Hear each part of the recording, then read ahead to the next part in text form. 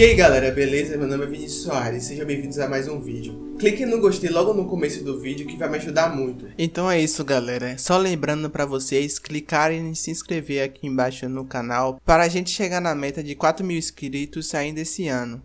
Então bora pro vídeo.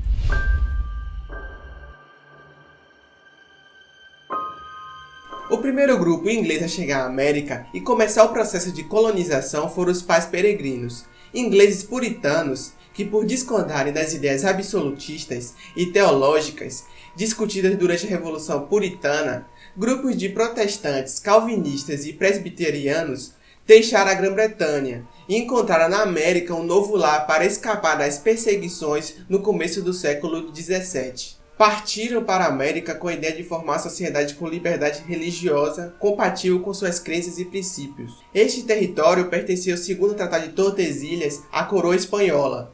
No entanto, naquele momento, os espanhóis estavam ocupados em conquistar a região que hoje representa o México e o Peru, e acabaram não ocupando essa zona.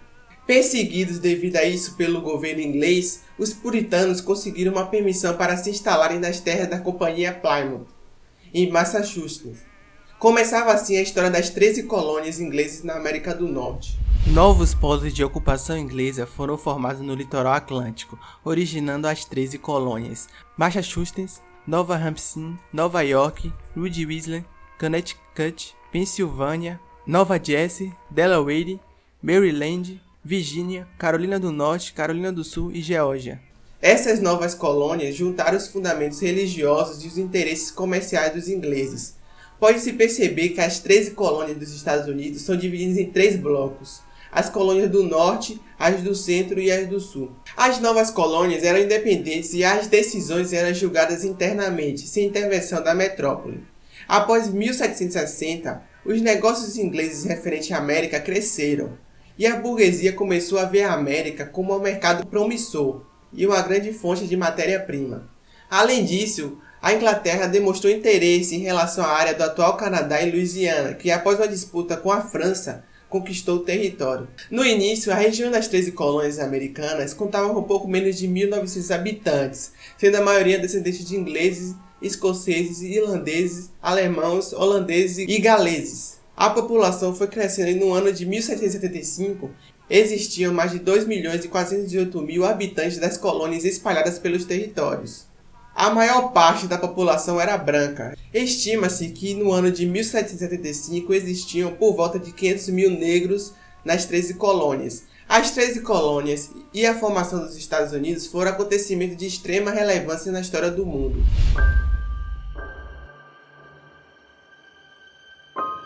A região da Virgínia logo alcançou um nível considerável de desenvolvimento, o que criou um cenário perfeito para a criação de novos territórios. Os colonos fundaram a Carolina do Norte, a Carolina do Sul, a Geórgia e, mais próximo da fronteira, a Maryland. Essa região ficou conhecida como as Colônias do Sul.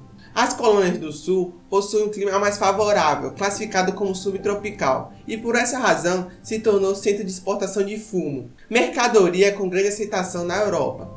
A região também era focada no plantio de produtos, como o arroz e o algodão, para exportação. E é importante destacar que os produtos eram cultivados em regime de trabalho forçado, feito por negros escravizados.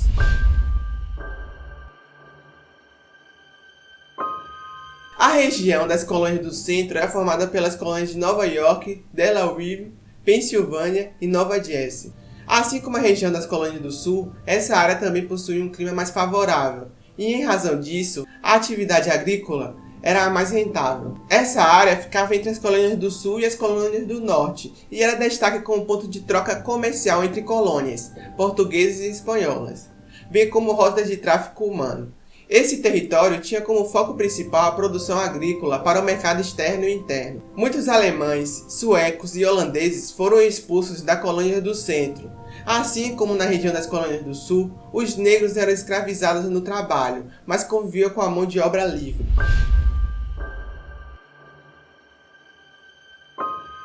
A região das colônias do norte era formada pelas colônias de Massachusetts, New Hampshire, Connecticut e Rhode Island, e foram fundadas ao longo do ano de 1620. Também chamada de colônia de Massachusetts ou Nova Inglaterra, essa área foi fundada em um sistema de autogoverno, os peregrinos ingleses puritanos se comprometeram com a coroa inglesa a tornar a região um lugar onde se pudessem congregar no corpo político e civil. Nessa região também foi criado um sistema de desenvolvimento baseado no livre trabalho, na produção de substância e na pequena propriedade familiar, já que a região sofria com a escassez de recursos naturais e a pobreza. A região das colônias do norte convivia com o racismo e a escravidão de forma muito natural, onde os negros eram tratados como inferiores e os brancos superiores. A religião era um aspecto muito respeitado na sociedade, e a maioria das decisões políticas eram tomadas em assembleias na igreja. Algumas curiosidades são que, sobre a escravidão, alguns americanos se diziam anti-escravistas, porém a abolição da escravatura só foi assinada em 1865. Os índios norte-americanos não possuíam os mesmos direitos que os brancos. Após a independência, muitos foram massacrados. As mulheres norte-americanas só tiveram direitos iguais aos dos homens após 140 anos. Elas eram vistas como um ser frágil e submisso ao homem.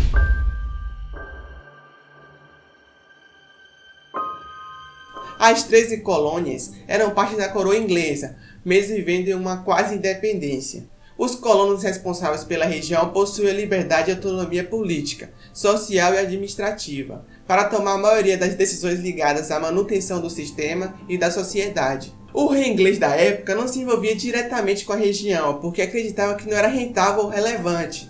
A coroa apenas recolhia os lucros e tributos que eram gerados nas relações de mercado das colônias. Em meados do século XVIII, os colonos passaram a perceber que não precisavam de supervisão da coroa inglesa para sobreviver, já que conseguiam fazer a manutenção da sociedade de forma satisfatória e sem nenhum apoio externo. Esse foi um dos principais motivos para o processo de independência da área. Historiadores contam que 3 outros motivos foram essenciais para o desenvolvimento da independência, que envolvia as 13 colônias americanas e a formação dos Estados Unidos. São eles: a disputa territorial entre os franceses e ingleses, o medo que os colonos tinham de um possível ataque indígena e um boom das ideias do iluminismo. Para piorar o cenário, o governo britânico ainda anunciou o estabelecimento do imposto do selo e a imposição do monopólio da venda do chá para a Companhia das Índias, criando assim um sentimento de revolta entre os colonos, que lutaram e em pouco tempo conseguiram estabelecer a independência das colônias. Então galera, esse foi o vídeo, espero que tenham gostado. Clique no gostei, compartilhe o vídeo, se inscreva no canal. Um abraço, fui!